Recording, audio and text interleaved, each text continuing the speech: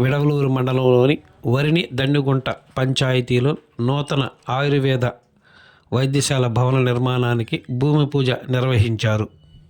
ఈ సందర్భంగా స్థానిక వైద్యురాలు విజయలక్ష్మి మాట్లాడుతూ, నేషనల్ ఆయుష్ మిషన్ పథకం ద్వారా ఈ భవనానికి 30 లక్షల రూపాయల నిధులు మంజూరైనట్లు తెలిపారు. National Ayush mission director Dinesh Kumar, regional director doctor G Padmaja ఈ నిధులు మంజూరు చేసే విషయంలో తమ కృషిని చూపారని ఆమె కొనియాడారు.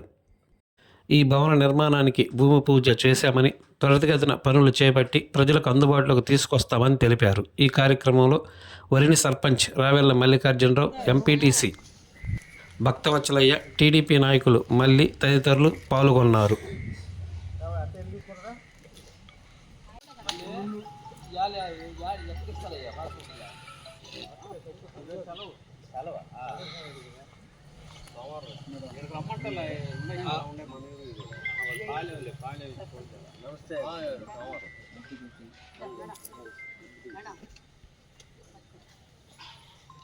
మరిన్ని తాజా వార్తలు ఎప్పటికప్పుడు తెలుసుకునేందుకు మన గ్లోబల్ న్యూస్ లోకల్ టీవీని సబ్స్క్రైబ్ చేసుకొని లైక్ చేసి కామెంట్ చేయండి.